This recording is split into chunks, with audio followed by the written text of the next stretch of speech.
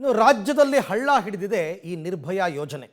ಮಹಿಳಾ ಸುರಕ್ಷತಾ ಕೇಂದ್ರ, ಶಿಶುಪಾಲನಾ ಕೇಂದ್ರಕ್ಕೆ ಬೀಗ ಬಿದ್ದಿದೆ.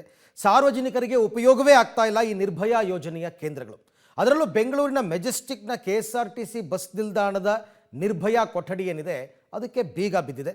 ಬಸ್ ನಿಲ್ದಾಣದಲ್ಲಿ ಕೆಲವು ಕಡೆ ಓಪನ್ ಇದ್ದರೂ ಕೂಡ ಮೂಲ ಸೌಕರ್ಯದ ಕೊರತೆ ಇದೆ.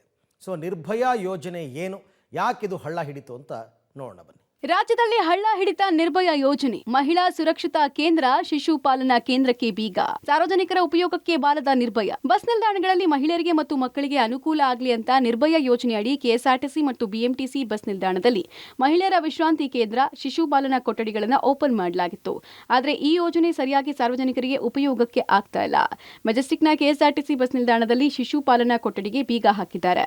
ಅದ್ಯಾವಾಗ ಪಬ್ಲಿಕ್ ಟಿವಿ ಕ್ಯಾಮೆರಾ ಕಂಡ್ರೋ ಅಲ್ಲಿನ ಸಿಬ್ಬಂದಿ ಮಾಡಿದ್ದು ಹೀಗೆ.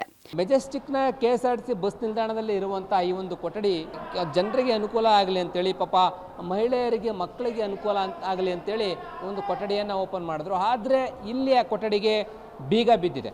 ಯಾರಾದರೂ ಬಂದರೆ ಅವ್ರಿಗೆ ಹೋಗ್ಲಿಕ್ಕೆ ಅವಕಾಶ ಇಲ್ಲ, ಕಂಪ್ಲೀಟಾಗಿ ಲಾಕ್ ಮಾಡಿದ್ದಾರೆ. ಈ ಯಾರನ್ನು ಸಂಪರ್ಕ ಮಾಡೋದು? ಬಂದಂಥ ಸಾಮಾನ್ಯ ಜನರಲ್ಲಿ ಬಂದಾಗ ಲಾಕ್ ಮಾಡಬೇಕಾಗತ್ತೆ, ಈ ಓಪನ್ ಇರಬೇಕಾಗತ್ತೆ, ಭದ್ರತೆಯನ್ನು ಅದು ಹೋಮ್ ಗಾರ್ಡನ್ನು ನಿಯೋಜನೆ ಮಾಡಿ ಭದ್ರತೆ ಮಾಡಬೇಕಾಗತ್ತೆ. ಈಗಿರಬೇಕಾದ್ರೆ ಇಲ್ಲಿ ಯಾವುದೇ ಥರದ ಓಪನ್ ಇಲ್ಲದೇ ಬೀಗ ಹಾಕಿರುವಂಥದ್ದು ಎಷ್ಟರ ಮಟ್ಟಿಗೆ ಸರಿ ಅಂತ ನಮಗೆ ಕಂಡು ಬರ್ತಾ ಇದೆ. ಇನ್ನು BMTC ಬಸ್ ನಿಲ್ದಾಣದಲ್ಲಿ ನಿರ್ಭಯ ಯೋಜನೆಯಡಿ ಮಹಿಳೆಯರ ವಿಶ್ರಾಂತಿ ಗೃಹ ಓಪನ್ ಮಾಡಿದ್ದಾರೆ. ಆದರೆ ಒಳಗಡೆ ಕುಡಿಯೋ ನೀರಿನ ವ್ಯವಸ್ಥೆಯೇ ಮರೀಚಿಕೆಯಾಗಿದೆ. ಮಹಿಳೆಯರ ವಿಶ್ರಾಂತಿ ಗೃಹವನ್ನು ಓಪನ್ ಮಾಡಿದ್ದಾರೆ. ಆದರೆ ಅದರ ಒಳಗಡೆ ಮೂಲ ಸೌಕರ್ಯಗಳ ಕೊರತೆ ಇದೆ ಅನ್ನುವಂಥದ್ದು. ಕುಡಿಯೋದಕ್ಕೆ ನೀರೇ ಕೂಡ ಬರ್ತಾ ಇಲ್ಲ, ಸಮಸ್ಯೆ ಆಗ್ತಾ ಇದೆ. ಇಲ್ಲಿ ಶಿಶುಪಾಲನಾ ಕೊಠಡಿ ಕೂಡ ಮಾಡಿರುವಂಥದ್ದು. ಬಂದಂಥವರು ಮಹಿಳೆಯರು ಇಲ್ಲಿ ವಿಶ್ರಾಂತಿಯನ್ನು ಪಡೆದು ಮಕ್ಕಳಿಗೆ ಇಲ್ಲಿ ವಿಶ್ರಾಂತಿಯನ್ನು ಕೊಡ್ಬೋದು, ಆ ರೀತಿಯಾದಂಥ ವ್ಯವಸ್ಥೆಯನ್ನು ಮಾಡಿದ್ದಾರೆ. ಆದರೆ ಇಲ್ಲಿ ಚೆನ್ನಾಗೇ ಇದೆ ರೂಮು, ಆದರೆ ಪ್ರಮುಖವಾಗಿ ವಿಶ್ರಾಂತಿ ಮಾಡೋರಿಗೆ ಕುಡಿಯೋ ನೀರು ಬೇಕಾಗುತ್ತೆ. ಅದರಲ್ಲಿ ಕುಡಿಯುವ ನೀರು ಬರ್ತಾ ಇಲ್ಲ. ತಾವು ಗಮನಿಸ್ತಾ ಹೋಗ್ತಾ ಇದ್ದೀರಾ, ನೀರು ಬರ್ತಾನೆ ಇಲ್ಲ. ಇಲ್ಲಿ ನಾನು ಇದನ್ನು ಕೂಡ ಆನ್ ಮಾಡಿ ನೋಡ್ತೇನೆ, ಇಲ್ಲಿ ಕೂಡ ನೀರು ಬರ್ತಾ ಇಲ್ಲ. ಹಾಗಾಗಿ ಇಲ್ಲಿ ನೀರಿನ ಸಮಸ್ಯೆ ಇದೆ, ಕುಡಿಯೋ ನೀರಿನ ಸಮಸ್ಯೆ ಇದೆ. ಈ ರೀತಿಯಾದಂತಹ ನಿರ್ಲಕ್ಷ್ಯ ಮಾಡಲೇಬಾರ್ದು.